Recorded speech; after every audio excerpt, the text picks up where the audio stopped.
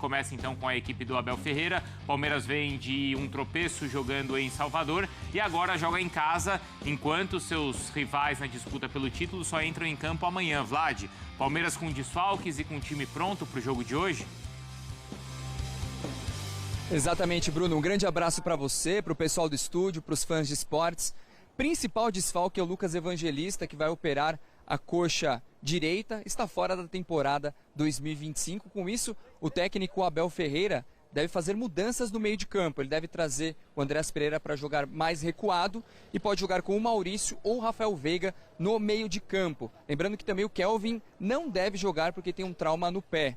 A boa notícia é que o Piquerez treinou ontem, apesar de ter sofrido um trauma também. Pode ir para o jogo hoje contra o Vasco da Gama, um jogador bastante importante no elenco do técnico Abel Ferreira. O Palmeiras também está muito de olho no jogo contra o São Paulo no final de semana, porque tem 6 jogadores que estão pendurados. São 7, um deles é o Lucas Evangelista que está fora, então são 6 possíveis desfalques no clássico contra o Tricolor. Então, o Palmeiras, além de se preocupar com o resultado, também é bom não levar cartões para ir com uma equipe mais completa. Vamos ver agora o Vitor Roque falando a respeito desse duelo importantíssimo contra o Vasco pelo Campeonato Brasileiro. Sabemos que vai ser um jogo muito difícil contra o Vasco. É um time que vem numa crescente muito boa também com o Diniz. E agora é trabalhar. Trabalhamos com muita humildade esse pouco tempo que teve. E contar com o apoio da nossa torcida também, que vai ser muito importante. Fico muito feliz, né? Às vezes eu não acredito, é muito gratificante também, é um orgulho. Às vezes eu vejo ali brincando, eu até coloquei, minha foto de perfil sempre foi minha cachorra, né? Aí eu até mudei, eu coloquei eu no último jogo com 3 criancinhas fazendo tigrinho. E estou muito feliz, espero que eu possa fazer muito mais gols e deixar a marca registrada. O Palmeiras que defende uma invencibilidade contra o Vasco de 10 anos, sem perder como mandante. Em 6 jogos, são 4 vitórias e apenas 2 empates, Bruno. Estamos de volta para falar agora do Palmeiras. O Palmeiras recebeu uma notícia ruim hoje, já mais ou menos esperada por ontem. Já especulava-se que o Lucas Evangelista tinha realmente apresentado um problema maior do que o que se pensava no domingo em Salvador. Infelicidade, contusão muscular, mas uma contusão muscular muito séria, num tendão da coxa, Oswaldo Pascoal. E o Lucas Evangelista, que estava jogando muito bem, sendo muito importante para o time do Palmeiras, ao que tudo indica, por conta de ter que passar por uma intervenção cirúrgica, não jogará mais em 2025. Que zebra! A tendência é que ele só volte a jogar no começo do ano. E tendo uma fase ainda de preparação, de recuperação, para poder voltar ao futebol. Talvez só em fevereiro ele tenha condições de retornar ao futebol. É uma situação crítica, é um rompimento do músculo, com um tendão. É doído, hein, pessoal? Porque o músculo se rompe a inserção do músculo no osso, né? E quando você perde essa inserção do músculo no osso, tem que fazer uma cirurgia para recolocar o músculo na posição. Eu fico imaginando a volta dele lá da Bahia. A dor, né? A dor, o incômodo. É muito difícil. É muito difícil, muito complicado. O Palmeiras tem uma baixa sentida e agora cria-se uma expectativa de que o Palmeiras comece a buscar dentro do próprio elenco um substituto. Há quem diga que o Andreas Pereira deve ser recuado para fazer o trabalho de segundo volante. E aí o Rafael Veiga entra na armação. Há uma vertente de que o Alan faça o segundo volante, que aí você só muda uma posição, né? Porque o Alan também é canhoto, como é o Evangelista. Então só muda uma posição. E existem outras variações, como também colocar o M. Martínez, que jogaria com 2 volantes. O M. Martínez tem boa saída de bola, tem bom passe de bola, mas ele é destro e não é canhoto. O Evangelista é canhoto e poderia jogar nessa posição, agora com essa lesão. Então, enfim, existem outras situações que podem ser verificadas. 2 volantes, a entrada do Alan. Alan, esse que joga no Palmeiras é o Alan. Alan, no meio campo, que é canhoto, para fazer a saída de bola. Ele tá meio esquecidão, né? Quem? O Alan. Não, ele entra todo jogo. Não, mas assim, para começar jogo... Para começar, sim, mas assim, ele entra todo jogo, ele entra. Ele joga de ponta esquerda, de ponta direita, de centroavante, de meia esquerda, de segundo volante. Onde botar esse moleque joga? porque ele é bom jogador. Então, eu acho que é uma grande oportunidade até para ele fazer essa função, que é... Ele, na verdade, é meia esquerda de origem, né? Ele é um meia esquerdo. Mas talvez possa recuar o Andrés, né? E coloca ele como meia também, pessoal. Não, aí, talvez, se né? recuar o Andrés, quem vai entrar é o Rafael Veiga. Porque o Veiga está recuperado, está passando novamente por um bom momento, já fisicamente recuperou o problema do pubis, então seria ele o articulador. Nesse sistema do 4-4-2 do Palmeiras, com 2 homens liberados que correm atrás dos homens de ataque. Mas aí vai ficar faltando o jogador que tenha velocidade para o combate. Esse jogador de velocidade para o combate, que era o Evangelista, passaria a ser o garoto, o Alan. Então, tem muitas possibilidades da escalação do Palmeiras, é uma lamentação. Além do que, né, o jogo contra o Palmeiras reclamou da condição do gramado, Rogério Ceni... Vamos falar disso, vamos recuperar a fala do Rogério. Antes, Tetra, que infelicidade, né? Porque o Lucas Evangelista, de fato, estava jogando muito bem, vai fazer muita falta. E a gente também pensa no lado pessoal do atleta. Cara, num momento desse tão positivo, tão legal, uma ducha fria de uma lesão que, num primeiro momento, não se apresentava, não parecia, ao menos, tão séria, mas que vai tirá-lo do restante da temporada.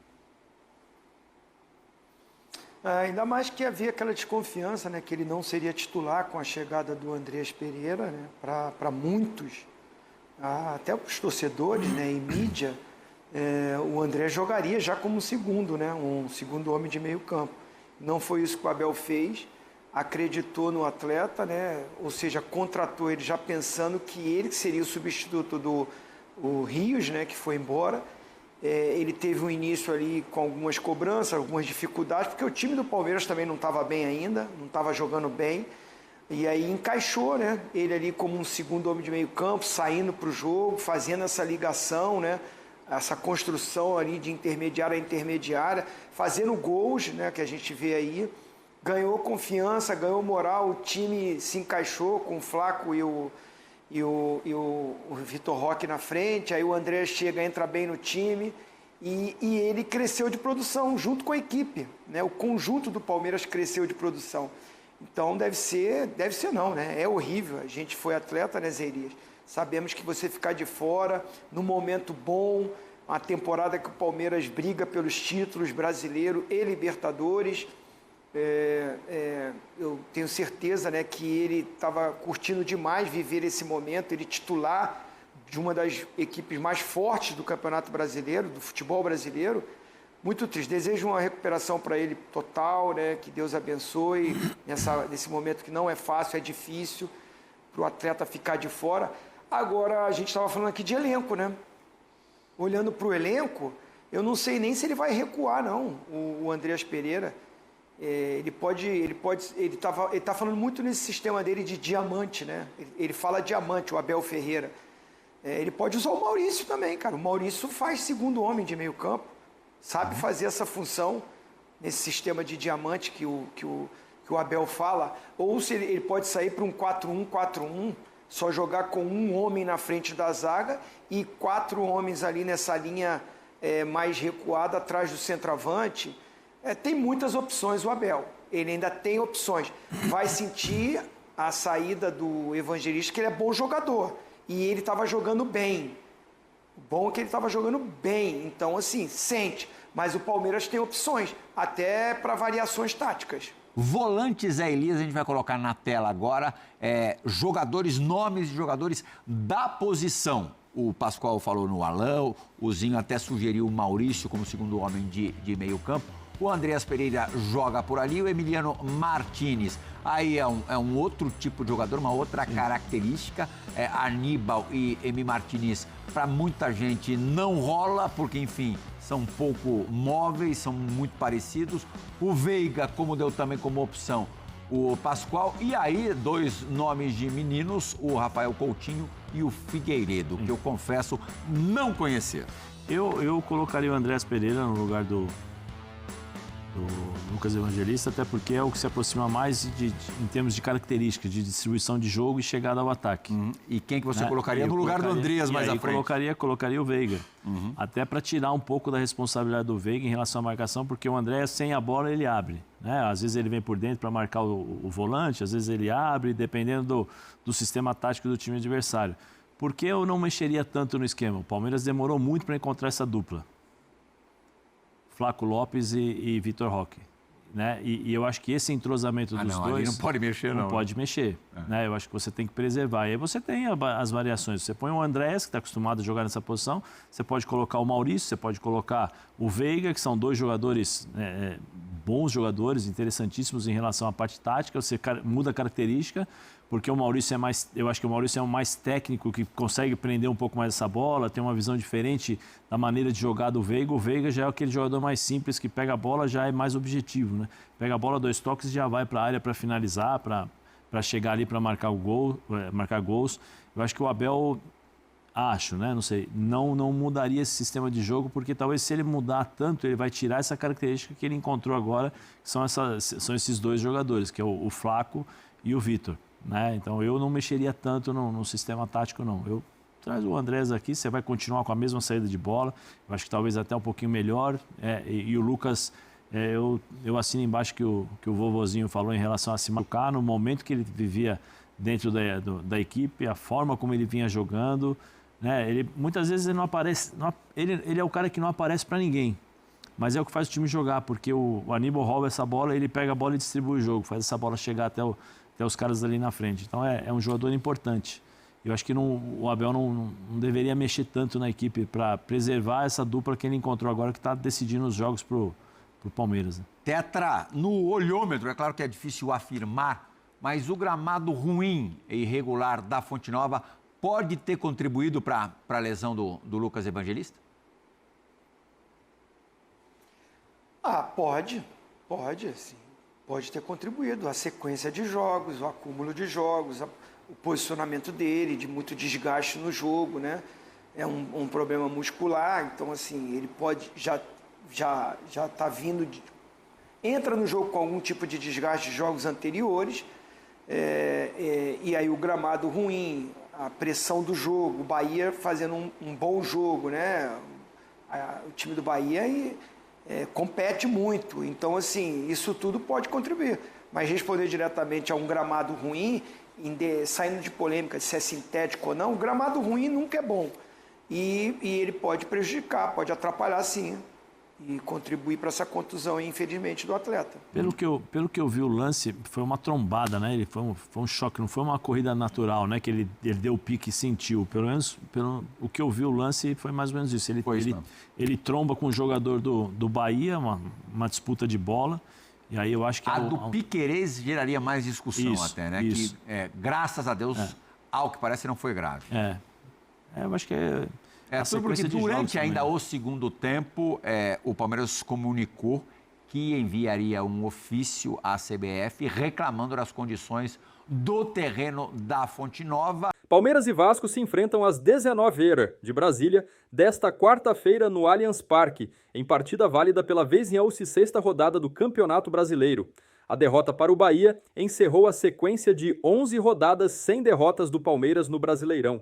O time parou nos 49 pontos em 23 jogos e está na 3ª colocação, a 5 do líder Flamengo, mas com um jogo a menos.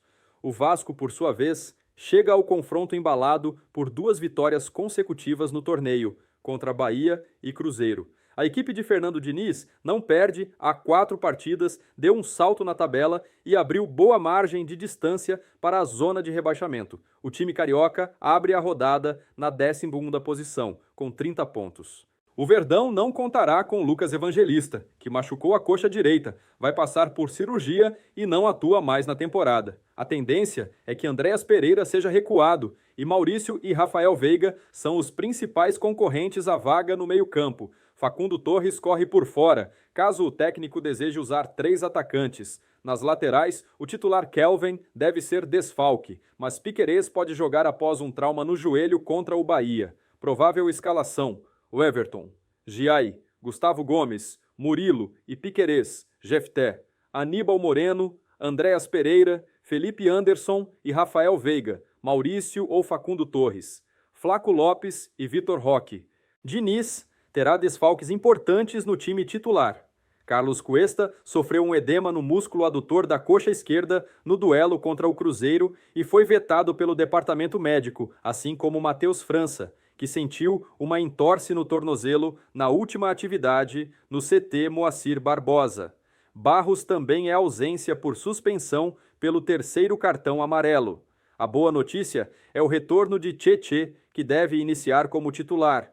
Time provável: Léo Jardim, Paulo Henrique, Lucas Oliveira, Robert Renan, Puma Rodrigues, Hugo Moura, Tietê, Coutinho, Rayán, Nuno Moreira e Vegete Palmeiras terá mês decisivo com confrontos diretos no Brasileiro entre semis da Libertadores. Verdão tem 8 partidas marcadas para outubro, a começar pelo confronto com o Vasco nesta quarta-feira. Choque Rei e duelos com Flamengo e Cruzeiro marcam cronograma alviverde.